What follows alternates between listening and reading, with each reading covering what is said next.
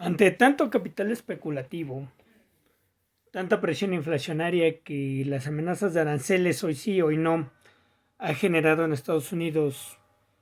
la a veces irresponsable, abrupta y alocada política económica de Donald Trump, nos hace pensar acerca de qué tan metidos o qué tan profundamente ligados estamos a la economía de mercado capitalista y hasta dónde tenemos que jugar las reglas del neoliberalismo y seguir abiertos a una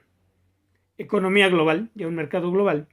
de intereses capitalistas extranjeros y nacionales jugando en el vaivén de la oferta y la demanda. En estos días la presidenta Claudia Sheinbaum logró meter, o mejor dicho, proponer el Plan México, el cual nos parece interesante y bueno, sobre todo cuando después de muchos años de neoliberalismo brutal en México, para aquellos que dicen que incluso Morena todavía es neoliberal, dando un poco la razón, sin darla totalmente, o se dijeran, aceptando más no diciendo que esto sea verdad. Es la primera vez que encuentro una política económica responsable que se refleja desde las clases básicas de economía, que a algunos neoliberales se le habían olvidado, recordando que el sector primario de la economía, y quizá el más importante, es el campo, la industria de los alimentos y las materias primas, que si no nos fijamos en ellos o no le ponemos la suficiente atención, nuestra autonomía alimentaria y nuestra autonomía económica en cuanto a la producción de materias primas se va a ver limitada, si no es que hasta negada. Por primera vez se está tomando en serio este sector, que es muy bueno. Recordemos que había alguna vez en la época contra las luchas neoliberales el lema de que sin maíz no hay país, lo cual es muy cierto. El sector primario de la economía, el campo, es necesario para poder crear bienestar alimentario y bienestar en materias primas, que recordamos que las materias primas mueven la economía. Recuerdo cuando era chavo, cuando era todavía un niño de primaria, entre primaria y secundaria, una maestra decía que pobre México, teniendo tanto, se dejaba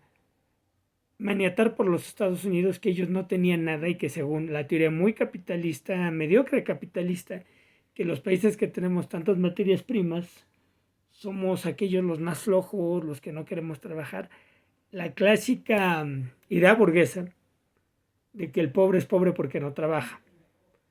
Incluso esto se puede extrapolar a los países que somos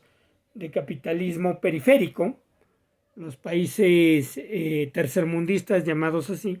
son porque tenemos gente floja, cuando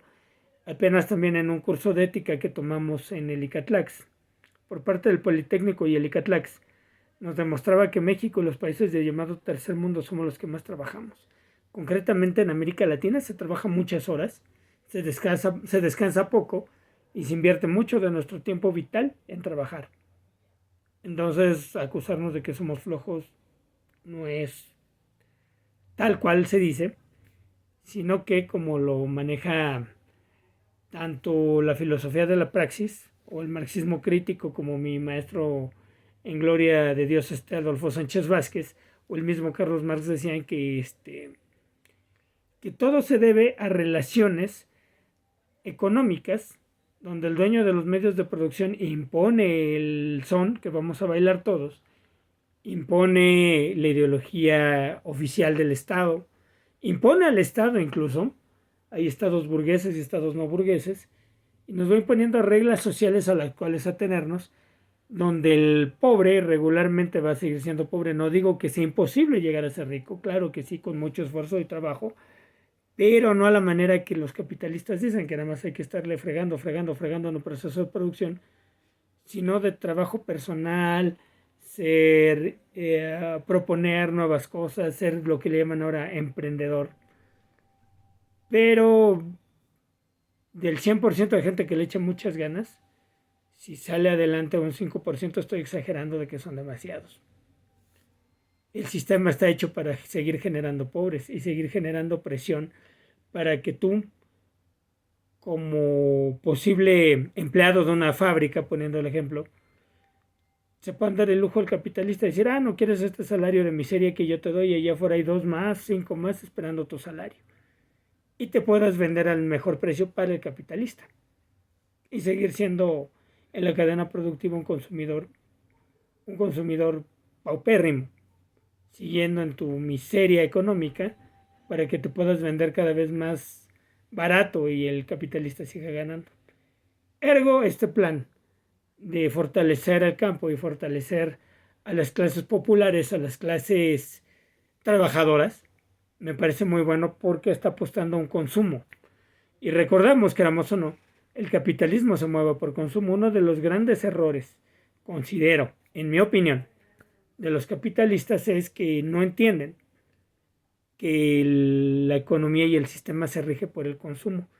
Al llevar a más gente y más gente y más gente a la pobreza o a condiciones paupérrimas de vida, no va a haber quien consuma y no va a haber quien mueva la economía, quien mueva las mercancías por capital. No se muevan los capitales, no se abran nuevas rutas comerciales y a todos nos lleva el tren. Es el momento de entender lo que está sucediendo. Y si no estamos viviendo una crisis del fin del capitalismo tal cual, al menos sí hemos visto, o algunos hemos sentido que estamos viendo ante Donald Trump, una crisis neoliberal, una crisis capitalista que quizá no sea la última, no anuncie el fin y la destrucción total del capitalismo, la vía hacia el socialismo y una sociedad más avanzada y nueva con un modelo político, social, económico, cultural, histórico distinto, pero sí una crisis del neoliberalismo y de la creencia sobre el neoliberalismo, que incluso algo que no se había visto antes, los mismos derechistas, los mismos conservadores, y empiezan a dudar del neoliberalismo. Algo que hace 30 años, o más de 30, cuando se iniciaba este modelo a tambor batiente, nadie veía, en la derecha al menos, cuestionarse al neoliberalismo, apenas con un amigo más rojo que yo, más revolucionario, Sergio Acevedo, un saludo. Hablábamos hasta del movimiento zapatista de liberación nacional, que en su tiempo era más radical. También en un grupo que llevamos de Morena en redes sociales hablábamos también del movimiento zapatista, incluso con el doctor Guillermo López Meneses, a quien también le mando un saludo. Y les dije que sí, en mi bella época, en la secundaria y prepa, entre los 12 a los 16, 17 años quizá, era muy seguidor todavía del subcomandante Marcos. Recuerdo que aquí en Juárez, casi esquina con Guridi y Alcocer creo que es, había un café zapatista y un centro de debate y como un comité estatal del zapatismo, y a donde su servidor, de muy muy joven, entre secundaria y prepa, repito, todavía no era ni mayor de edad, iba a discutir temas de izquierda y apoyar al movimiento zapatista. Recuerdo que en aquel entonces tenía mis playeras del subcomandante Marcos, una muy bonita que decía: si quieres conocer a Marcos debes de verte en un espejo, porque el subcomandante Marcos eres tú, somos nosotros, somos todos. Y eran entonces las respuestas radicales al neoliberalismo, pero ahora vemos un movimiento tan fuerte de crisis neoliberal que hasta la derecha se está volviendo antineoliberal, quizá de manera bruta, estúpida, poco estratégica como Trump, que está generando con sus engaños de van los aranceles, jajaja, siempre no, está generando que el capital especulativo se dé. Y digan, tales cosas van a encarecer porque van a venir aranceles. ¡Fum! La ley de la oferta y la demanda, y los mercados que no son, como dice Enrique Campos en Televisa, y los economistas burgueses de hoy, que son es una fuerza divina, como un dios que mueve la economía. No, son intereses de capitalistas cerdos que nos quieren hacer gastar y hacerlos ricos, con tal de que nosotros nos sigamos empobreciendo y vendiéndonos al mejor precio posible para ellos. Dicen, ahí viene una ola de alza de precios y no pasa nada.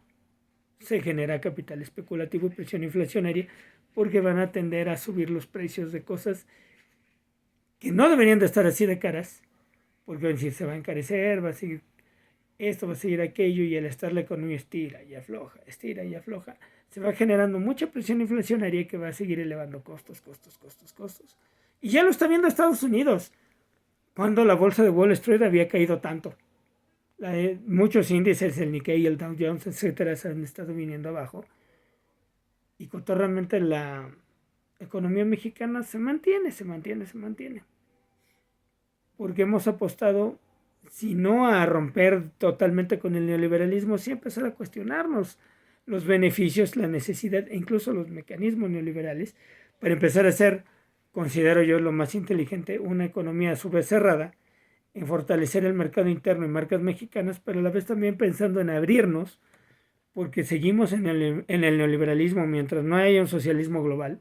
No podemos ser economías planificadas, economías estratégicas y economías donde la clase trabajadora tome el poder absoluto del Estado, porque estamos, y lo vimos en la experiencia de la Revolución Rusa, todavía ante un mundo neoliberal que nos atacaría abiertamente, un mundo capitalista neoliberal que nos atacaría sin piedad y nos tendría que hacernos cerrarnos de nuevo a la economía o cerrarnos a nosotros mismos e incluso justificar tiranías como pasó en la Unión Soviética, dictaduras y tiranías, que con la excusa de la invasión de las potencias capitalistas, Stalin, quizá Nikita Khrushchev no tanto, pero Stalin, Brezhnev y los anteriores a Mikhail Gorbachev justificaron en Rusia y en los países satélites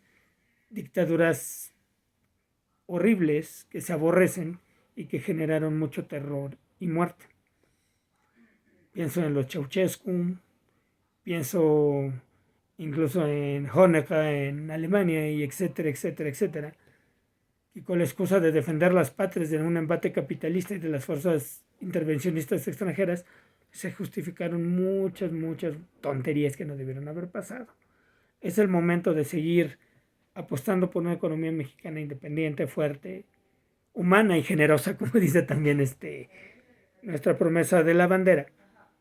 y tratar de hacer una economía más libre de neoliberalismo, más fuerte, más nacional y con miras también a generar marcas fuertes, productos mexicanos fuertes y abrirnos también, ¿por qué no en su momento, a los mercados extranjeros y a las rutas comerciales extranjeras? Y repito, si Estados Unidos va a estar poniéndonos el pie, sería el momento de volver a ver a Rusia, a China, Alemania, Francia, ya también Alemania y Francia vinieron, y seguir adelante en este nuevo enfoque de la economía. Su amigo Ernesto Conde se despide en este 5 de abril de 2025, esperando su like, su comentario y que den a conocer esta sencilla columna y nos vemos la semana que entra. Hasta pronto.